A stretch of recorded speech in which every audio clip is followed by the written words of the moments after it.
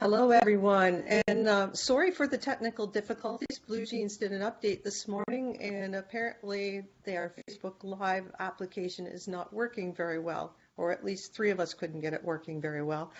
So we're going to record this video and upload it to you so you can watch it anytime you like. This morning, we have a very relevant, a very emotional topic to talk to you about, something that impacts all our youth. It impacts many people, impacts a whole nation of unspoken people, people who have never been in this part of our life, in this part of our century, have been given the voices that they deserve. So it's led to a lot of tragedy and a lot of people that just haven't been heard correctly, just because they were born out of those boxes that we have been born into. I'd like to give you some statistics, because why I think it is so important is because on average here in Canada, over 500 youth commit suicide. And that's Canada. So if it's 500 in Canada, it's probably 5,000 in the US or more. They die by suicide. We don't know how many of those belong to the LGBT community, but we know that they are more likely to commit suicide. I have some statistics here. It says the LGBTQ youth are 4 times more likely to attempt suicide than their heterosexual peers. That's from a Massachusetts Department of Education study. In 2010, 47% of trans youth in Ontario had thought about suicide. 19% had attempted suicide the preceding year. Over half of the gay lesbian students, 47% male and 73% female, have thought about suicide, which is awful to think just because you aren't fitting in those boxes, you think there's something wrong with you. A study in Manitoba in northwestern Ontario revealed that 28% of transgender and two-spirit people had attempted suicide at least once. While suicide is never the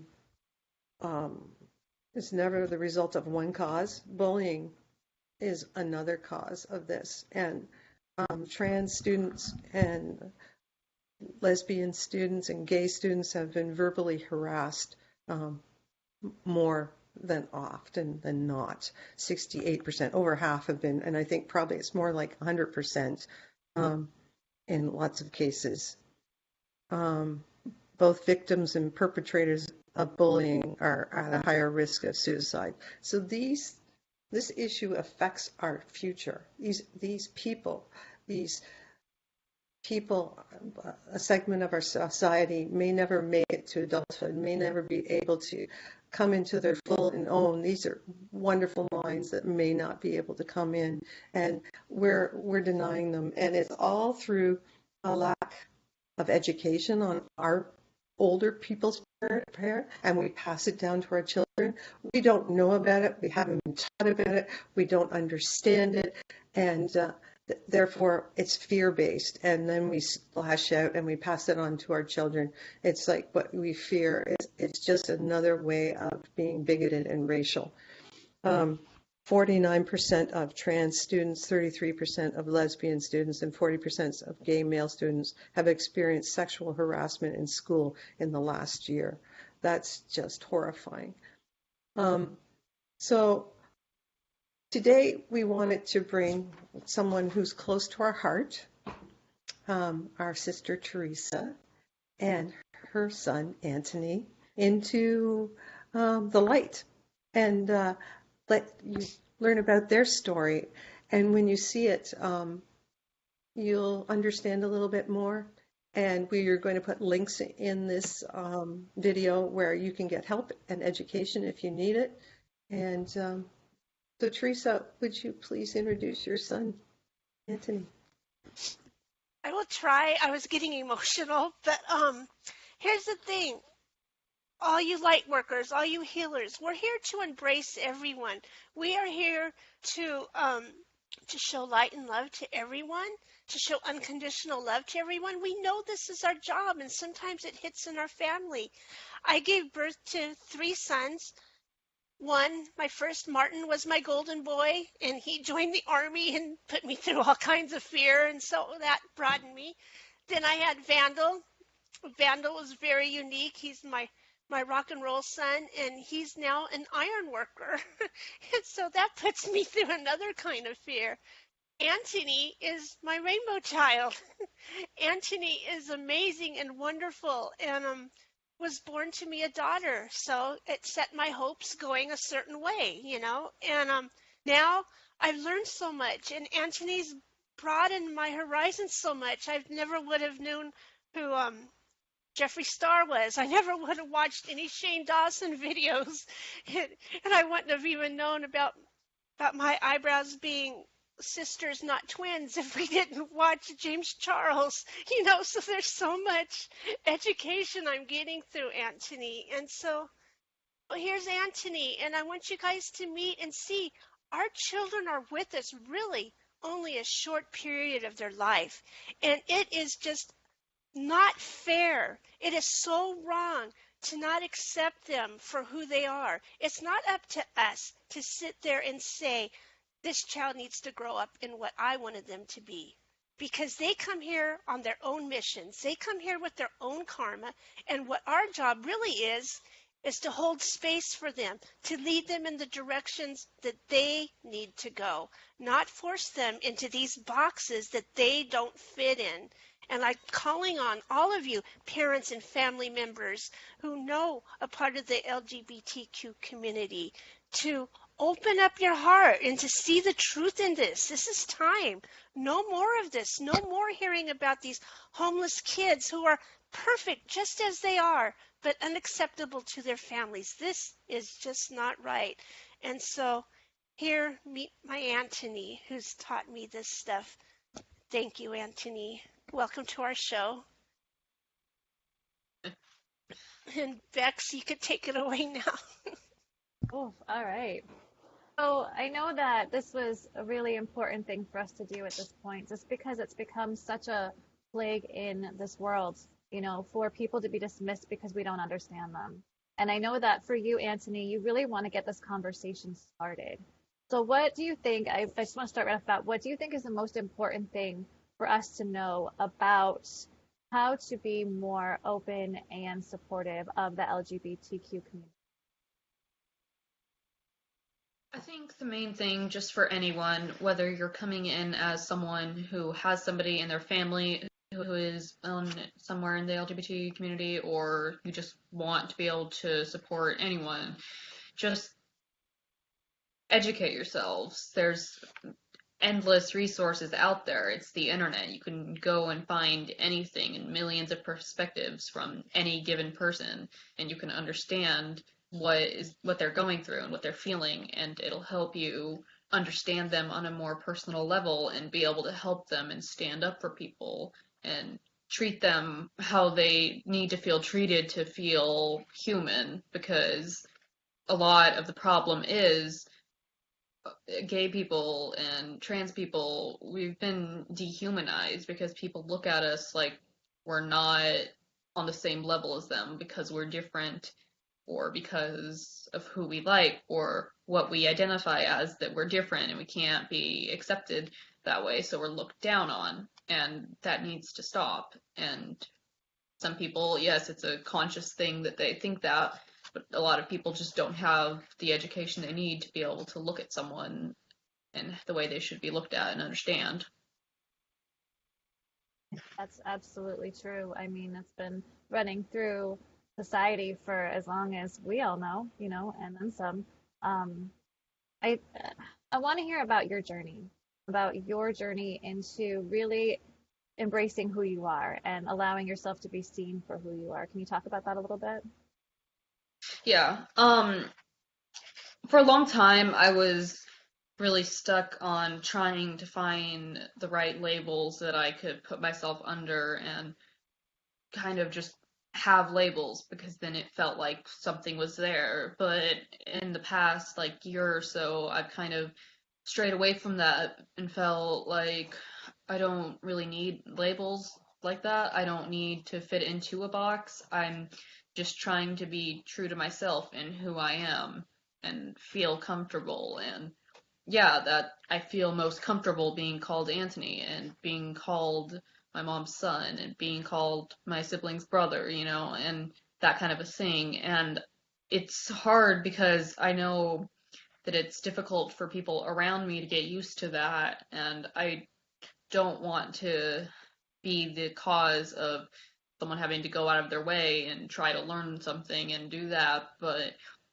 I it's also hard for me to understand from that perspective because a lot of my friends are LGBT, and it's just easier for me because I live within that kind of community to understand what people need who feel comfortable in their own skin, because that's the most important thing, to feel comfortable, for people to feel comfortable in their own skin and people to feel comfortable walking down the street holding hands with whoever they want to be and being themselves. And for me personally, I consider myself gender fluid, and that's still a label, but it's the one I identify most with at the time. And fluid is the best word to describe it generally, I would say, because for me personally, sometimes I feel more masculine, sometimes I feel more feminine. In a few years, maybe I won't want to be called Antony, and that's fine. But right now, that's what makes me comfortable, and that's what makes me feel accepted and happy in my own body, and not, hating what I see when I look in the mirror. And so that's what I need to feel that way. And everyone needs something different. There's 100 million people who have their own issues, and in any sense, whether it's just about how your face is, how your body is, your gender, whatever it is, people are struggling identifying themselves in different ways and how to feel comfortable. And this is just another category of that people don't really know how to learn about and accept yet, but should start learning, because we're not going away anytime soon. Exactly. And I know, like, recalling on my high school experiences, high school was rough. It was rough for someone who, could find a way to fit in some sort of box. I mean, I was rebellious, but, I didn't have to try to figure out who I was as far as gender or anything like that. It was just, it was trying to fit in anywhere, Yeah. It's such a hard time. And for you to have to not only go through that, but also trying to figure out who you are at your core at such a young age is such a powerful statement of how strong and amazing you are. And I just want to, I just wanted to highlight that because I really think this is such a powerful thing for you to be doing, to come here and speak publicly about your journey and, being able to just be vulnerable in that and really be authentic in that is absolutely beautiful and priceless. And so I really appreciate you doing that. So I just wanted to give you some credit for that because it is. I mean, a lot of us, we're still trying to figure out who we are. I've had so much life experience and I still don't know who the hell I am, day to day. I change every day. So you are really at the forefront of this authentic movement that we're all moving into, becoming more authentic and understanding who we are. And so, yeah, I just want to say I'm really proud of you for that, for being so aware of that. And I know that you have this amazing supportive mom, and it's been quite a journey for both of you together to be able to embrace this becoming of Antony. So how has your mom been able to really help you come into this more and give you the room to explore this?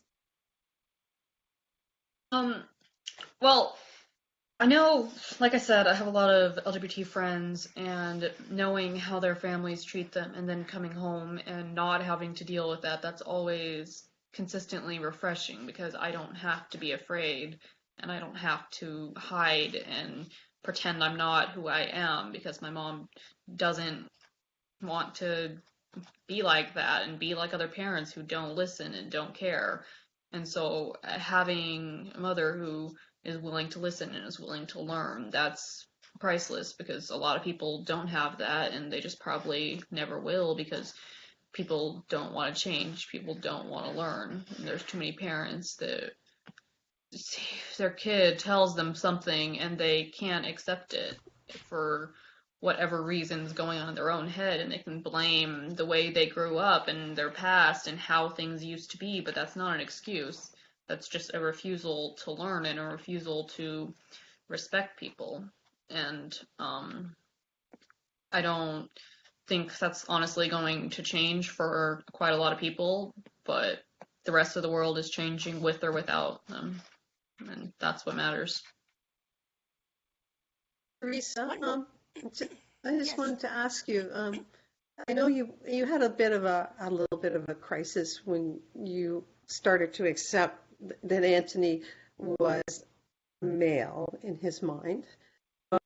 But that was about a loss for you. It wasn't because you didn't accept Antony. It was about your loss of a daughter, right? More so. Can you explain that to us a bit? And kudos for you for providing a safe space for Antony to come home. Because I think every chick needs a really safe nest to come home to after high school every day. I think it's really important for every child to come home to a safe spot where they can just be themselves. So kudos to you for that. That's true. But tell us about that little crisis of, Well, and what helped you through. The first thing was Antony told me that he was gay, and I thought, okay, that's really fine, and I still went on with my life and calling him Molly and referring to him in girl terms, and it's only recently that I've had to learn to call him in male terms. Now that was really, really hard, and I'm still working on it, and everybody in my Facebook group is helping me, so I think that's really cool, because the other day I was telling a story, and I called him my daughter again, and so yeah, so it's really cool that I'm getting the support, and I wanted to I had that book. I forgot where I put it. Oh, yeah, here, let me get it. There's this book I read that actually gives me a lot of support, because when you're pregnant and and you start dreaming, you start thinking about the things. You think about the grandchildren and all the things that you're going to have and stuff. And then you have to kind of let all that go and know that whatever, it's going to be a different kind of future now. Still an adventure. So it's really okay to let go of the things that we were thinking and hanging on to, because other than that, that leaves them in a position where they're feeling one gender or another, and we're forcing them. Isn't it enough that they're already going through this? And there's one thing I also wanted to point out. This is not a choice. You could put them in an MRI machine, and the MRI would show you the brain structure and how the brain is more masculine or feminine or whatever it is. So it's not just a choice of being that way. And then when Antony decided to go to public school, because it was like all cool, I'm sitting there homeschooling him and everything's cool and have him to myself. And then we moved to Tennessee, and then he goes to school, and I'm like, oh my God, I had the biggest fears, and you guys were there to help me with that. Praying and not thinking of the worst outcomes, because the worst outcome doesn't always happen, does it? Sometimes, but it didn't. So that's where I appreciate you and Bex helping me with that, to helping me to not let those fears overshadow or to draw in what I didn't want. And I was really worried about the students, but Antony's brave, and Antony has a way of taking control of a situation. I don't know if you would recognize that, Antony, but you're a good leader, and you have a way of taking that and showing the other students and giving everybody an education. And so, yeah, it was hard. Yeah, it's just a different adventure. What's the name of the book? Can you tell us the name of the book?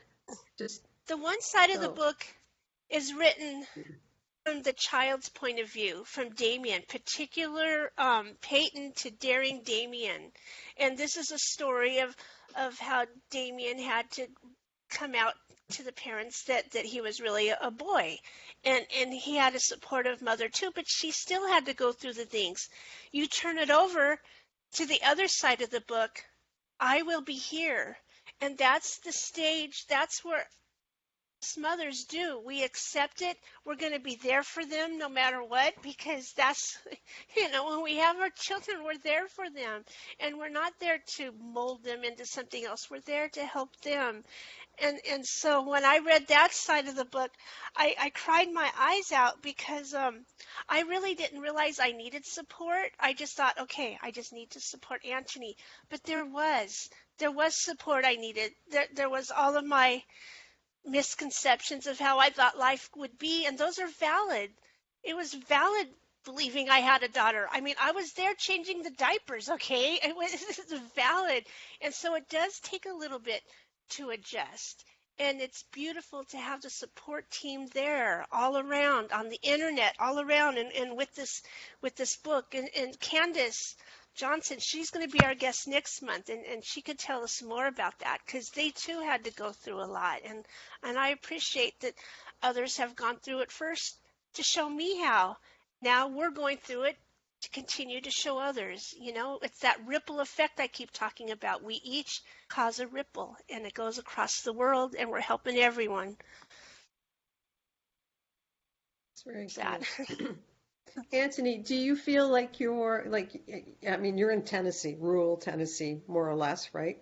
Which is not the cosmopolitan city like New York or Los Angeles would be, and so it's a different vibe on there.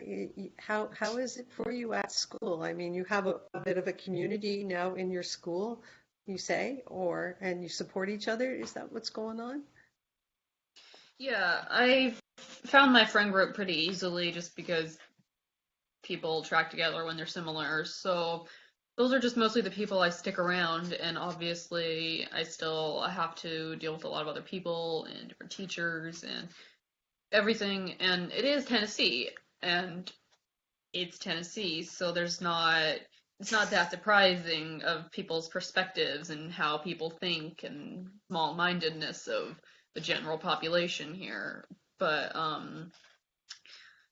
a lot of it doesn't really affect me because I've learned to not really care what people think or what people say to me, and so it really doesn't matter to me what people call me in the halls or what people are whispering about or what people say directly to my face. And it doesn't really matter to me because I have the friends I care about, and I can step back and acknowledge that this is high school.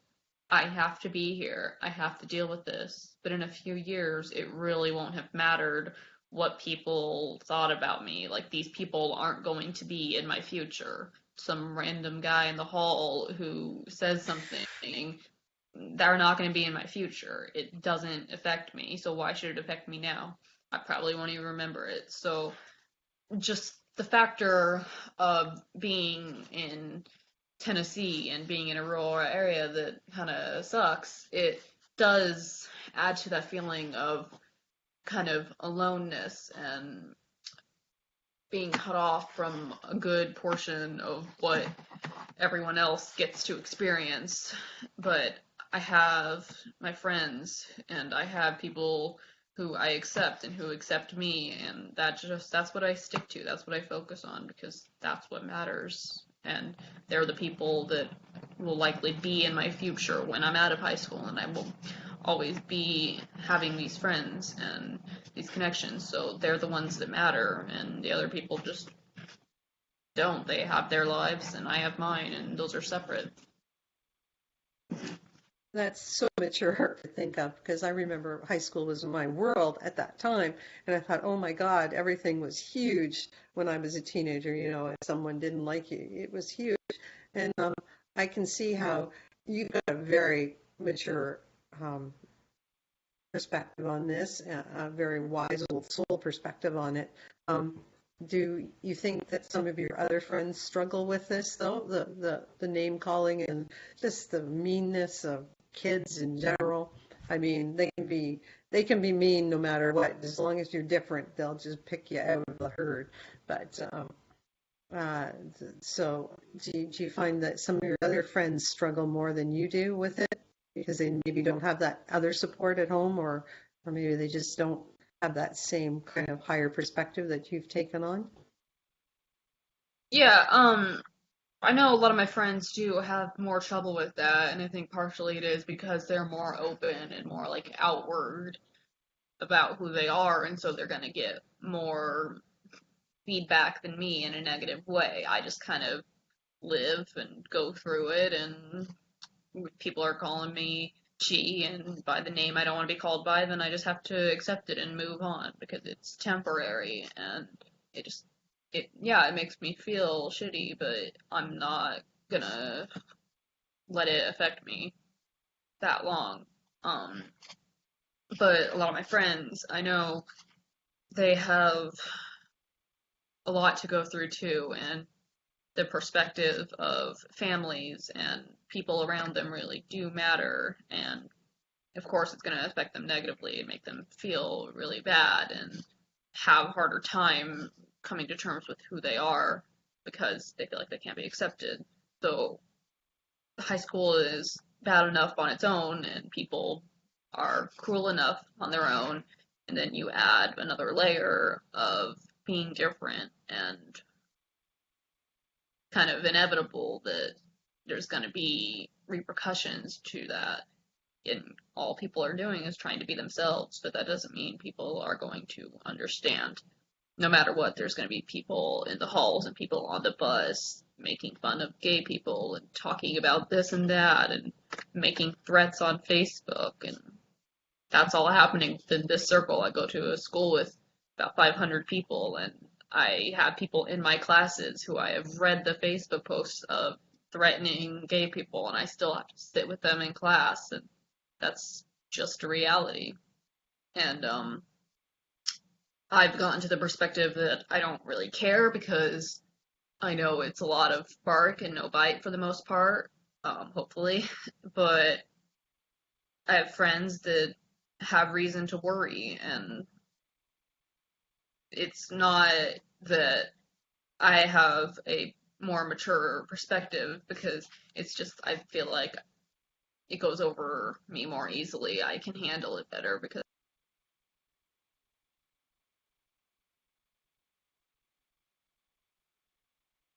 You froze up. Yeah, you froze up. What do I tell her? We lost What do her. I tell him? Well, Yeah, just tell him yeah, to come in with you. yeah. Yeah, tell him to come in with You you. wanna come There, in he's with back. me? He's back. He's back. Oh, okay. Never mind. We got you back. Stay. Stay. okay. It's all right. You're good. Where did I leave off? I have no idea when it died. You said I have no idea when it stopped recording. you're just the person. It goes over you just because you can handle it better, more or less. Yeah, I can handle it better, but some people can't, and that's just a person-to-person thing of how much you can deal with, and it's not a negative thing, or it's not really, it's just a person-by-person thing. It's not a skill to stop caring what people think. Some people do, and some people don't, and either way, you have to learn how to deal with it, whether you care what's being said to you or not. So I'm lucky because of the person that I am, that it doesn't really bother me that much, but it bothers a lot of people and they have to deal with it, and it's worse for them. So yeah. What do you think your school could do to help out? I mean, they have a responsibility. What do you think the school could do to make everyone at that school feel safe and included? Honestly, I don't really think there's much that the school can do because it's just a thing that people have grown up and their perspectives are this way. And obviously, every school has a no bullying policy, but none of them properly make sure that happens. None of it matters because so much goes on under the eyes of the school, and whether it's because it's just too wide of a scale to handle or just because they're not trying hard enough. It's just going to be the way it is. And even if the school were to try and make a stance of saying, yeah, respect your LGBT peers, it's still going to be the same. People are still going to laugh at that and make fun of it and keep doing what they're doing. It's society and the people in it itself. I don't really think the schools or anything else for that matter can on such a high level affect everyone and stop things like that. There's Do you think a big we need problem to educate people from the beginning, like starting in like primary school and educate about the LGBTQ? Do you think that would be helpful? Like, I mean, like grade 7, 8, when the kids start learning sex education, like, should that be part of the curriculum? Like, should it be for, you know? Yeah, absolutely. I don't think it should be such a taboo subject for anyone, and people should start knowing what's happening because schools stray away from that so much, and it's such a hush hush subject. Like, even now, if I'm talking to my friend in class about something vaguely related to being gay, the teacher will kind of be like, is this school appropriate? And it's like, yeah, it is. It's human appropriate. It's not a bad thing. The word gay isn't a slur, it's a identity, and people need to realize that it's not just something to toss around, it's just who some people are, and it's not a problem. And I don't know. I feel like if people were educated from an earlier age, then in a home environment and a school environment, then when it comes to high school, when everyone's dealing with their own stuff, then they could be able to understand better, because education is just generally in education, it's completely lacking of that kind of a thing, and how to treat people and how to see people who are different, and there needs to be more of that in homes and in schools, I'd say. Agree. I feel like they spend too much time teaching about things that aren't useful, and they don't spend enough time teaching kids how to really function, how to Yeah. function in society, how to function in general, how How to to get along. cope. Yeah, how to interact with others, how to just live. It's like we spend so much time trying to teach our children, and then the schools kind of corrupt all that. Just my opinion. But Yeah. it's a hard thing. But I think you're right. It needs to start at home. It does. It needs to start at home because, we're responsible for the people that we're raising. We're responsible for setting the example. We're responsible for embodying that acceptance and compassion, and being able to see people beyond labels, see people not because we need to have a way to understand them, but see them for who they are at their core, at their essence. And if there is something that we don't understand, we need to educate ourselves. You know, it's bottom line. Like, we don't need to go into ignorance or assumptions. We educate, and like you said before, and I love this, you said ask the questions. Ask the questions, even if they're tough, if they're uncomfortable, ask the questions. If we don't know how somebody wants to be identified, ask, you know, personally, ask personally on a one-to-one, face-to-face conversation. You can. So that way you get that communication out there, because communication is going to start healing this and Yes. opening up our ability to really accept and learn and know and see each other for who we really are. So I think that was really, really important to be able to say that. Because I know that for me, it's like, this is so out of my element. I don't really have a lot of experience with this. That's why it was important to say, should we ask? If we don't know who somebody identifies as, should we ask? And you said yes. And for me, I've had time to kind of process that a little bit, because at first I was like, I wouldn't know how to ask somebody that question. And what do you have, like, what's your advice for that? Well, there's the fact that most of the population doesn't have an LGBT identity. I mean, it's shifting, but a lot of people probably wouldn't think that question at all, of like, what do you identify as? What do you want to be called? But if somebody doesn't seem comfortable with the identity, or they present themselves in a way that you think, yeah, they might not be what they are on the surface, then there's no problem with asking, and most people really won't mind. But I'd still say make sure it's a private thing, a one-on-one. You don't want to out somebody if they're not comfortable with that, but just ask. And even if you don't really know exactly what to say, given the circumstances of whether it's gender or sexuality, just it's 2019, there's the internet. You could just message somebody and be like, hey, what pronouns do you like to be called? And then and there's no harm in asking, even if it feels a little awkward. it's gonna, in the long run, make that person feel more comfortable, likely, if they get to tell you something that they would prefer. And it's not just male or female, and that's a big controversial thing that people are still refusing to accept on a wide scale. The gender fluidity is a thing, and gender neutral is a thing, and not feeling strictly male or female, that's a thing, and it's not just trying to be cool or special, and it's not a choice, because who would choose that? Who would choose to have to deal with everything that comes with shit, having right? an out-of-the-box identity? Yeah. And so people need to acknowledge that there's more than just he and she, and if somebody wants to be called by they pronouns, then it's not a problem. And there's some argument that it's grammatically incorrect, which, no, it's not. It's perfectly easy. When you talk about the male person coming to leave a package, you say, like, oh, the male person left a package, we must have not heard them knock on the door. It's that simple, saying them, saying they. And it's singular. It can be singular, and some people prefer that as a pronoun. So they, them, he, him, she, her. There's no harm in asking. It's just going to lead to somebody feeling more comfortable. And so the conversation needs to be started, and asking that can let somebody know that you're welcome to, you want to make them feel welcome, and you want to help do your part and make them feel comfortable. So I think it's important to do that. I mean, yeah, the Queen's been using we forever, even though she's a single person. That's just saying, like, really? Yeah. You don't have a problem with that, right? Absolutely. So, yeah. I mean, we're labeling whatever, we're calling people whatever they want to be called, and it shouldn't be a problem.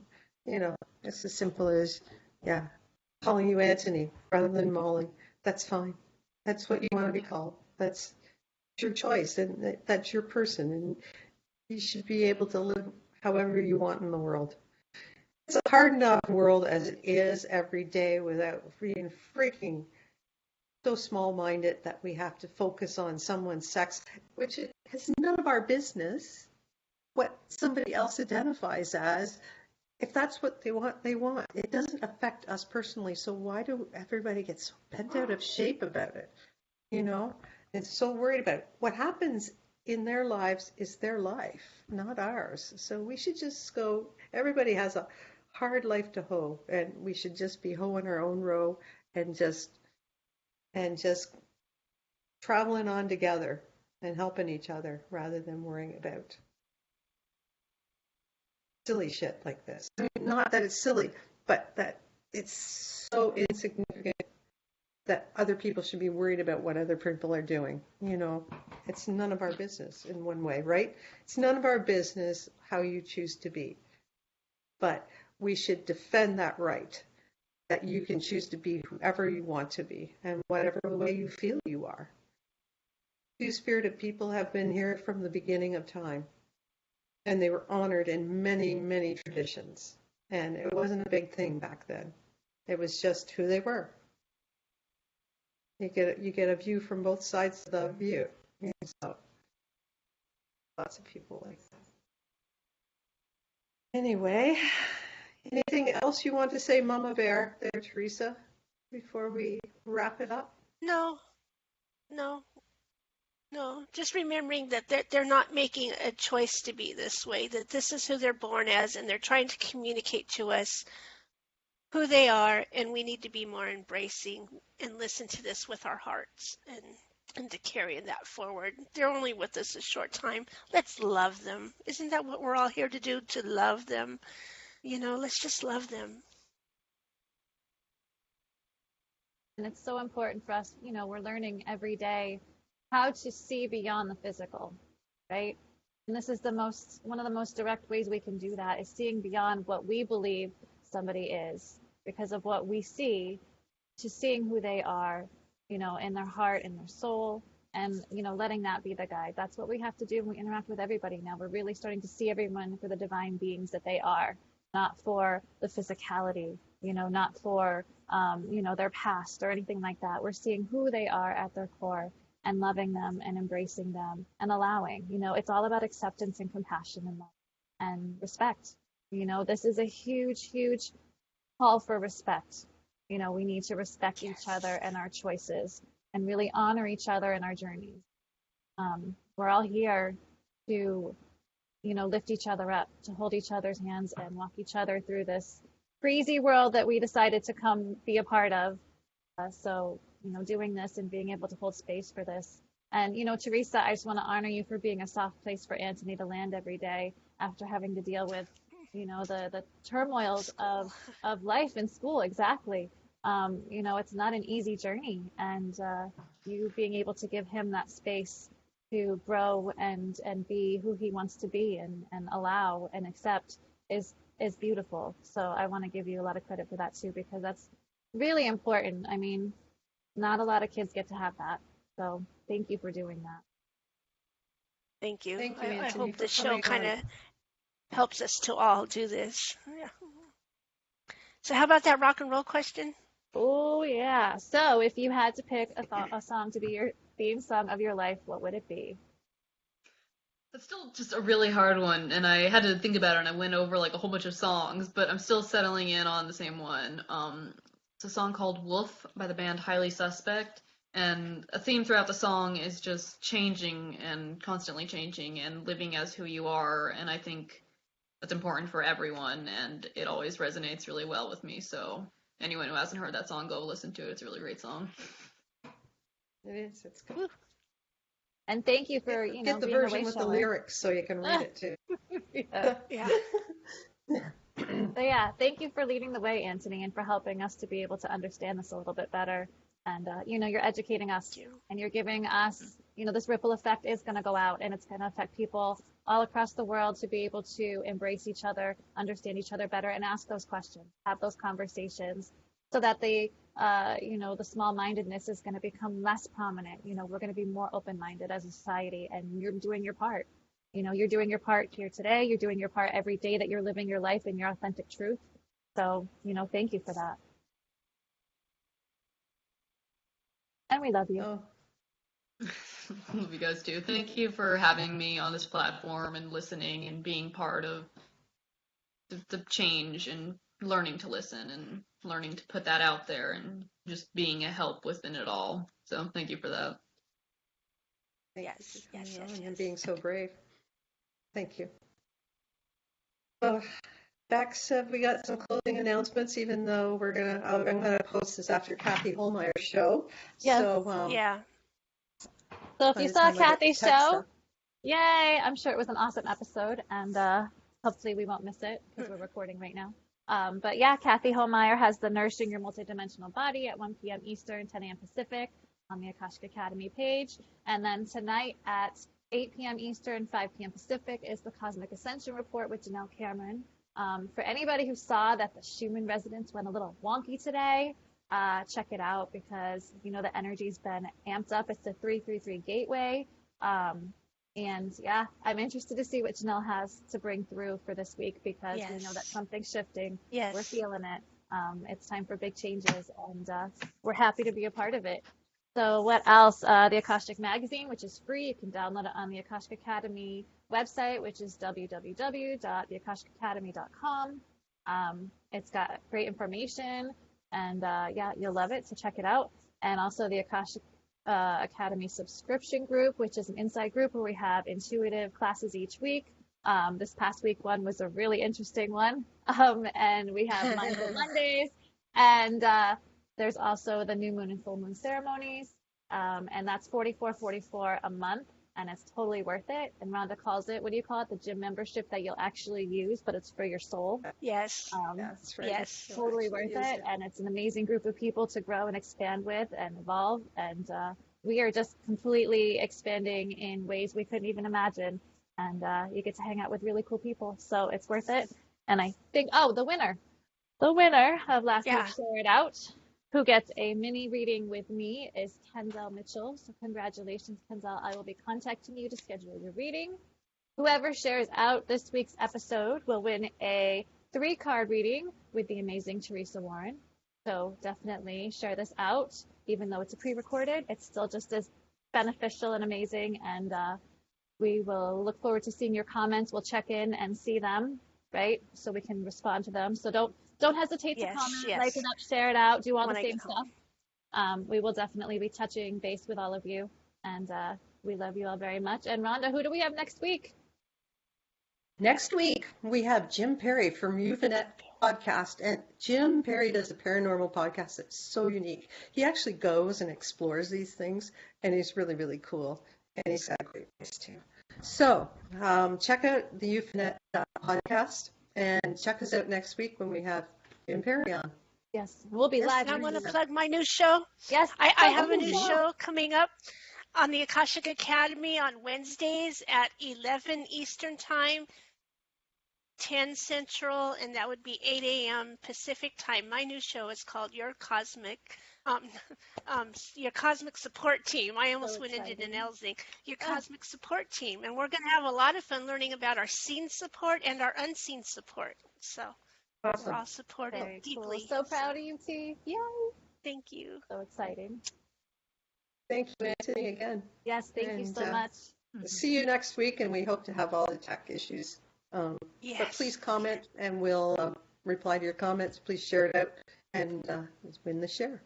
Thanks again, everyone. Thank you. Have a blessed Namaste. week.